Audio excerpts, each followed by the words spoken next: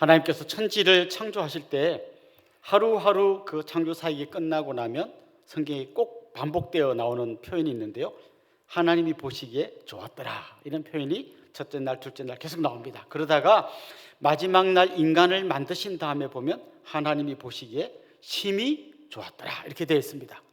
굿 하다가 마지막에 very good 이렇게 끝납니다.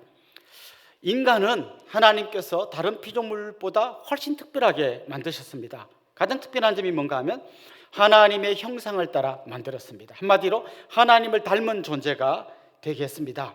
그래서 하나님의 사랑, 하나님의 자비하심, 의로우심, 이런 거를 닮은 존재가 인간인 거죠. 특별히 사람들이 하나님의 어떤 한 부분을 닮았는데 하나님의 창의성을 닮으셨어요.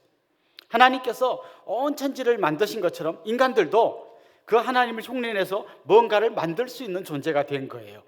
도구도 만들고요, 성도 쌓습니다. 그런데 하나님이 인간에게 주신 창의성으로 인간들이 할 수 있는 아주 특별한 게 하나가 있는데, 시를 쓸 수 있다는 거예요. 여러분, 시를 쓸 수 있으십니까? 이렇게 시인처럼 쓰는 게 아니라 내 나름대로 하여튼 시를 쓸 수 있는 거죠. 인류 최초의 시 아십니까? 아담이 쓴 시인데요, 하와를 딱 보더니 눈이 동그랗게 떠지면서 이런 유명한 시를 남겼죠. 이는 내 뼈 중에 뼈요, 살 중에 살이라. 그때 이후로 인간들은 시를 쓰기 시작했습니다. 사실 시를 쓰려면 모든 감각, 이 오감이 다 살아서 움직여야 됩니다. 새가 노래하는 소리를 들을 수 있어야 되고요, 꽃이 미소 짓는 것을 볼 수 있어야 합니다. 산들거리는 바람을 온몸의 촉각으로 느낄 수 있어야 합니다. 자기가 이렇게 오감으로 느낀 것을 시적인 언어로 쓸 때 그게 시가 되는 것이죠. 때로는 이 아름다운 천지 만물을 보면서 그 따뜻한 마음으로 시를 쓸 수도 있고요, 자기가 겪은 여러 가지 아픔, 슬픔, 분노 이런 거를 잘 시적인 언어로 승화시켜서 시로 만들어낼 수도 있습니다. 시 안에는 그 시인의 모든 생각들이 다 녹아 있습니다. 그래서 시를 이렇게 좀 펼쳐보면 그 시인이 보이는 거죠. 거꾸로 시인을 찬찬히 들여다보면 그 사람의 시가 생각나게 되어 있습니다. 저는요, 여기 있는 한 사람 한 사람이 시라고 생각해요. 내가 한 편의 시인 거죠. 에베소서 2장 10절에 보면 이런 말씀이 나와요. 우리는 그의 만드신 바라. 우리는 하나님의 작품이라는 거죠. 이 작품이라는 이 단어가 헬라어 원어로는 포이에마라고 하는 단어인데요, 이 포이에마라고 하는 이 단어에서 영어의 포임, 시라는 단어가 파생되어 나왔어요. 그러니까 우리는 그의 만드신 작품인 거죠. 우리가, 또 다른 말로 하면 우리가 하나님의 시인 거예요. 하나님 여러분을 한 편의 시로 쓰시고 계시는 것이죠. 어떤 사람은 대서사시입니다. 인생이 엄청난 파노라마가 있어서 대서사시를 쓰시는 분도 있고요, 아니면 따뜻한 서정시인 분도 있습니다.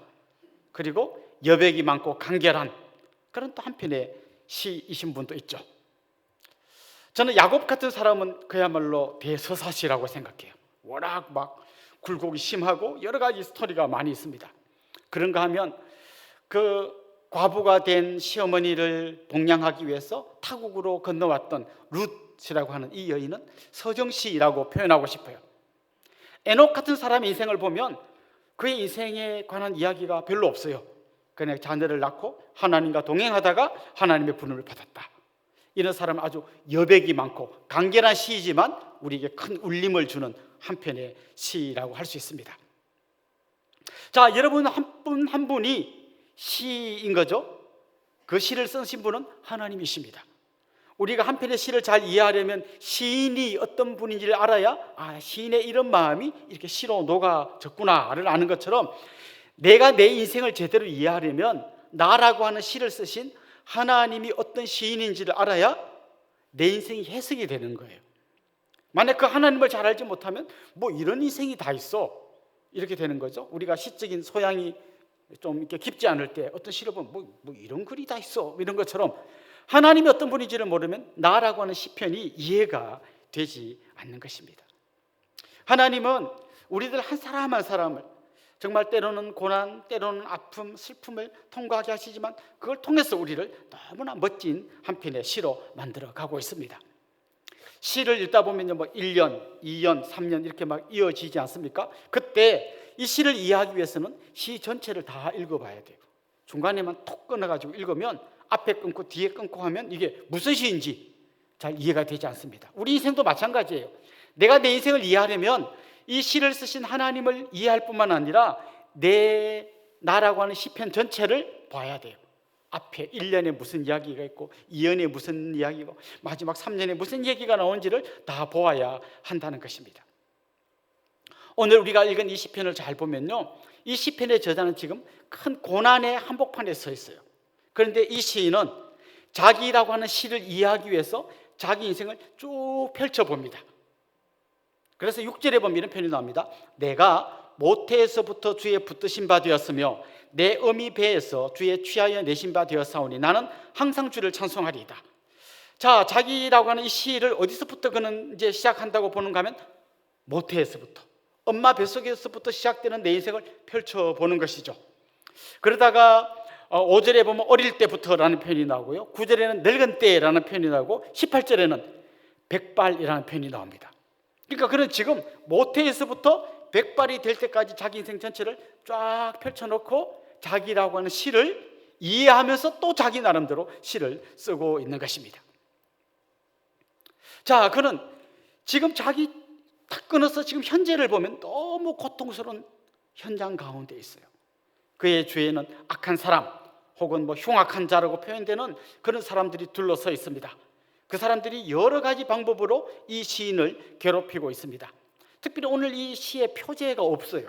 보통 다윗의 시 이런 표제가 있는데 오늘 이 시에는 표제가 없어서 이 시를 쓴 사람이 누군지는 잘 모르지만 많은 사람들이 그 문체가 다윗하고 엄청 닮아 있네 이런 이야기는 많이 해서 다윗이 아닐까 이렇게 추측하는 분들이 많습니다. 어쨌거나 그는 지금 자기 인생 전체를 하나님 앞에 쭉 펼쳐놓고 자기 인생을 해석하려고 애를 쓰고 있는데 지금 현재 자기를 둘러싸고 있는 환경은 엄청난 고난, 그 고난의 핵심은 자기를 괴롭히는 악한 사람, 흉악한 사람이 둘러서 있다는 거죠.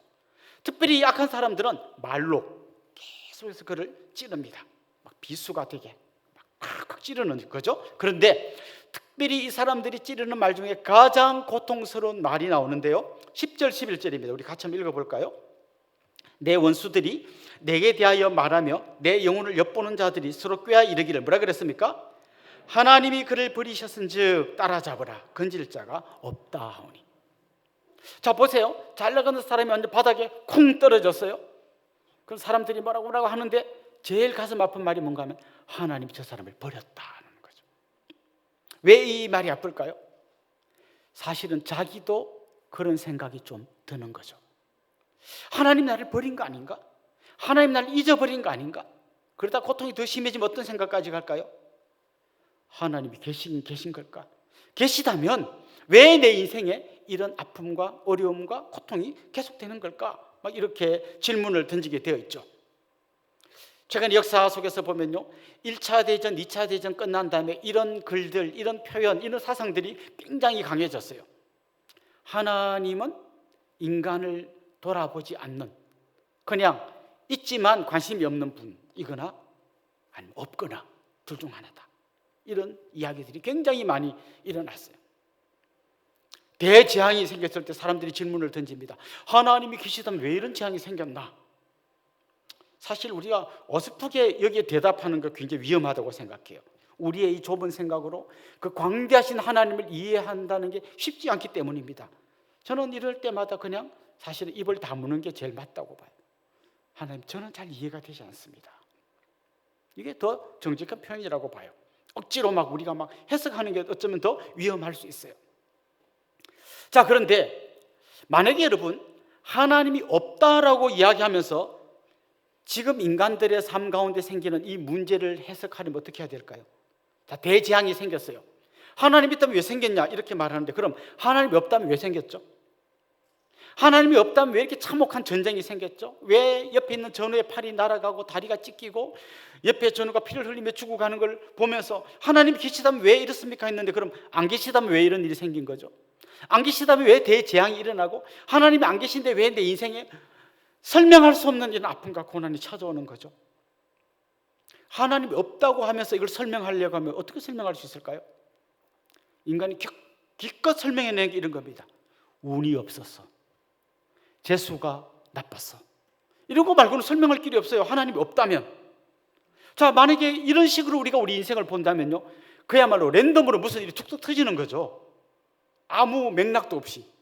그럼 앞으로 내 남은 인생 가운데 어떻게 맥락도 없이 랜덤으로 무슨 일이 툭툭 터질지 아무도 모르는 거예요. 그럼 진짜 우리는 너무나 불안하고 대책 없는 삶을 살아야 하는 거죠.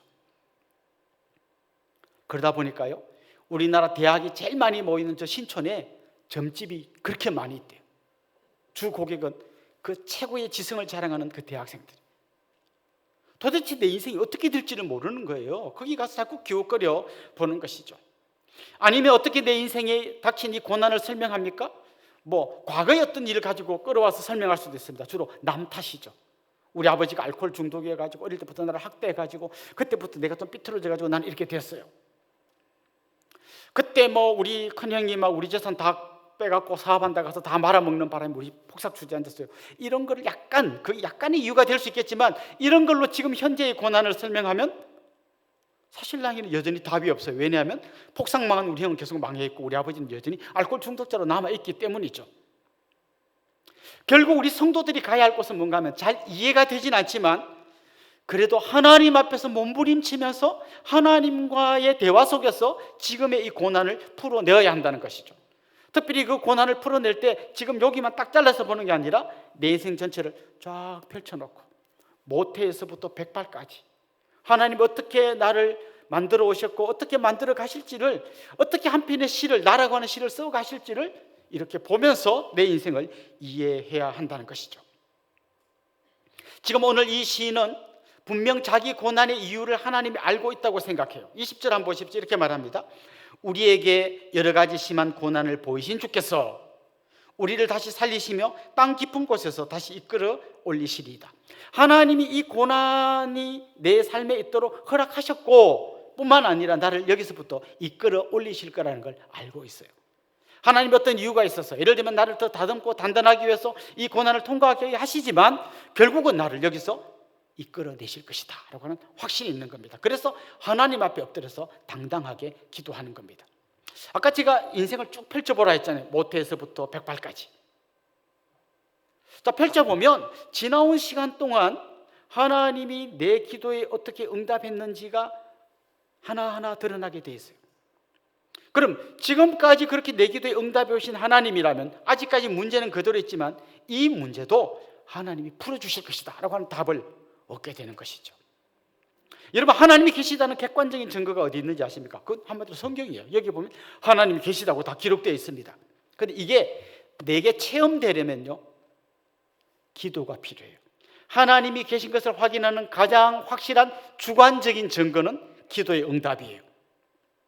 저는 우리 청년들하고 사역할 때 하나님 계신 걸 어떻게 알 수 있습니까? 저는 딱 한마디로 대답해요. 기도해봐라. 만약 하나님이 안 계시면 100번 기도해도 절대 응답될 일이 없잖아요. 하나님 안 계신데 어떻게 응답이 돼요? 하나님 계시다면 기도할 때 그 기도를 가장 아름답게 다듬어서 응답해 주시는 것을 체험하게 될 거다. 저는 그런 여러 체험들이 쌓이고 쌓여야 여러분 인생을 쫙 펼쳐봤을 때, 맞아, 이때도 그때도 저때도 요때도 응답해 주셨지, 이번에도 응답해 주실 거야, 이렇게 담대하게 하나님 앞에 나아갈 수 있는 겁니다. 제가 가끔씩 간증한 적이 있습니다만, 저는 어릴 때부터 그냥 신앙적인 분위기 속에서 자랐어요. 매일 가정 예배를 드리고 성경을 암송하고 교회 열심히 다니고, 그래서 주변 사람들이 야, 너는 앞만 봐도 신학교 가는 게 제일 맞겠다. 그래서 저도 그들의 기대에 부응해서 신학대학에 진학했습니다. 그런데 신학대학 2학년 때요, 굉장한 어떤 회의가 찾아왔어요. 혹시 나는 어릴 때부터 세뇌되어서 믿고 있는 게 아닐까? 아주 어린 아이들 위해 그 북한에 보면 이 사과 딱 받아서 김일성 오버이 수령께서 주셨습니다 이렇게 하고 먹잖아요. 하도 세뇌를 받으니까 다 그렇게 믿는 거예요. 나도 그렇게 해서 믿는 거 아닐까? 그래서 막 고민을 했고, 혹시 다른 종교의 진리가 있는 거 아닐까? 그래서 막 이 종교 저 종교 내가 아는 지식이 없으니까 책도 보고 끼우끼우 그려보고 막 했지만 답을 못 찾는 거예요. 그러다가 뭔가 하나 딱 걸린 게 있어요. 그게 뭔가 하면, 그럼 지금까지 내 기도가 응답된 건 뭐지? 요게 딱 걸렸어요. 초등학교 5학년 때 아버지 돌아가시고 극심한 가난 가운데 등록금이 없어요. 쌀이 떨어졌어요. 내일 학교 가는데 머리를 못 깎아요. 온갖 구질구질해 보이는 그 기도를 할 때마다 응답이 된 건 뭐지? 그러다가 그 고민의 끝자락에서 나도 모르게 이런 이야기가 이제 나오기 시작해요. 처음에는 뭐 우연이지 뭐. 하필 기도했는데 우연히 그때 그런 일이 일어나고 우연히 그랬지 뭐 하다가 마지막에는 어떤 고백이 나오는가 하면, 이렇게 많이 우연일 수는 없다. 한두 개면 우연이지만 이렇게 수십 개 수백 가지 응답이 있는 걸 우연이라고 말할 수는 없다. 그렇다면 최소한 내 기도를 들으시는 하나님은 분명 계시다. 이건 내가 아무리 부인하려고 해도 부인할 수가 없다. 그런 하나님이 계시다면 그 하나님이 나를 위해 말씀을 주실 수 있고 그 말씀에 기록된 대로 아들을 보내신 걸 못 믿을 이유가 뭐란 말인가. 이렇게 내 나름대로 이런 시간들을 보낸 적이 있습니다. 저는 여러분이 여러분 인생을 쫙 빗을 쓸 때 엄마 뱃속에서부터 지금까지 신실하게 응답하셨던 하나님에 대해서 이야기할 거리가 여러분 안에 있어야 해요. 그럴 때 여러분은 다시 풀리지 않는 현재의 문제임에도 불구하고 하나님 앞에서 다시 기도하고 매달릴 수 있고, 내가 백발이 되었어도 나이들이 힘없을 때도 하나님 나를 버리지 않고 지켜주실 거야, 담대하게 고백할 수 있을 줄로 믿습니다. 특별히 그는 이렇게 이야기합니다.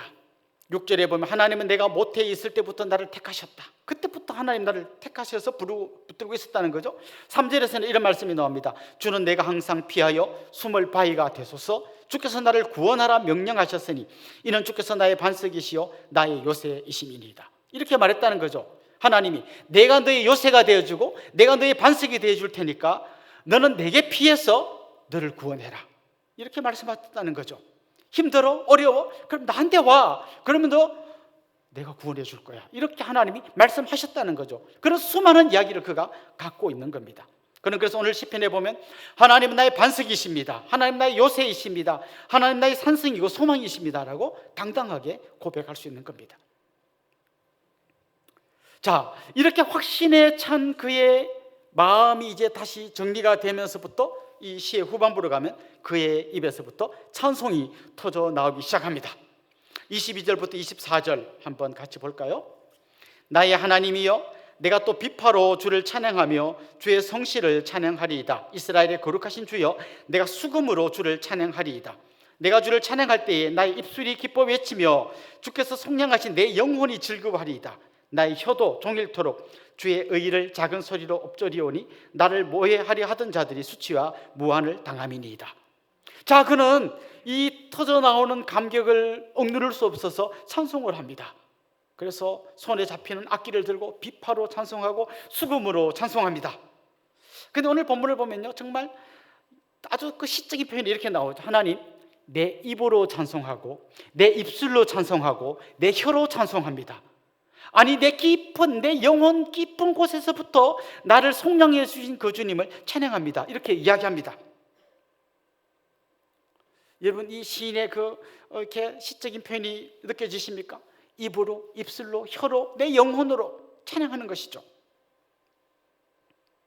우리식으로 말하면 이런 겁니다. 하나님, 이 은혜가 너무너무 큽니다. 그래서 내 가슴 깊은 곳에서부터 나를 속량해 주신 그 십자가에서 내 모든 죄를 담당하시고 죽어주시고 나를 값을 지불하시고 구원해 주신, 그렇게 나를 속량하신 그 은혜가 내 영혼 깊은 곳에서 샘물처럼 감격으로 솟구쳐 오릅니다. 그래서 그게 내 입으로, 혀로, 입술로, 내 눈으로, 피부로, 내 세포 하나하나가 다 주님을 찬양하고 있습니다라고 고백하는 것이죠. 한편의 시를 이해하려면 그 시인을 이해해야 된다고 했잖아요. 나라는 시를 이해하려면 나를 위해서 모태에서부터 지금까지 쉬지 않고 끝까지 이끌어오신 그 하나님을 바라볼 때, 그 주님을 바라볼 때 내 인생이 이해되기 시작하고, 그 이해가 될 때 나도 모르게 내 입술, 내 혀, 내 입, 내 가슴, 내 영혼 깊은 곳에서부터 내 모든 세포가 주님을 찬양하게 된다는 것이죠. 여러분 어떻습니까? 하나님 여러분을 모태에서부터 백발이 될 때까지 지켜주실 것을 믿습니까? 솔직히 저는 그 정도가 아니라고 생각해요. 모태에서부터 정도가 아니에요. 시편 139편 16절 말씀에 이렇게 기록되어져 있습니다. 내 형질이 이루어지기 전에 주의 눈이 보셨으며 나를 위하여 정한 날이 하루도 되기 전에 주의 책에 다 기록이 되었나이다. 엄마 뱃속에서부터가 아니고 아직도 내 형질이 이루어지기도 전에, 엄마 뱃속에서 내가 생기기도 전에 하나님 나를 보고 계셨어요. 그리고 하나님의 책에 다 기록해 놨어요. 하나님 무슨 장부가 있어가지고 그게 뭐 내 이름을 써놨단 말이에요. 시적인 표현이죠. 내가 이 땅에 생겨나기도 전에 하나님 나를 보고 계셨고 다 알고 계셨어요. 가끔씩 이런 이야기하는 분들이 있습니다. 막 웃으면서 셋째는 실수로 태어났어요. 네. 엄마 아빠는 실수로 이 아이가 생겼다고 생각할지 모르지만 하나님은 이 아이가 생기기 전에 다 보고 계셨어요. 다 기억하고 계셨고 예정하고 계셨어요. 정확하게 말하면 단지 엄마 뱃속에 생기기 조금 전이 아니라 이 세상이 생기기 전에, 창세 전에 하나님이 여러분 한 분 한 분을 택하셨어요. 그리고 하나님 다 그때부터 하나님의 가슴 속에 품고 계셨어요. 모태에서부터가 아니라 창세 전부터 여러분을 붙들고 계셨어요. 그리고 백발까지가 아니라 그 이후에도 우리를 죄악 가운데서 건져내신 그 주님께서 우리가 이 땅을 떠나갈 때에, 우리가 요단강을 건너갈 때에 우리 손을 잡고 같이 그 죽음의 강을 건너가실 것입니다. 그리고 우리를 하나님 앞에 세우실 것입니다. 그리고 우리 손을 잡고 그 천국에서 우리와 함께 기쁨의 잔치를 벌이실 것입니다.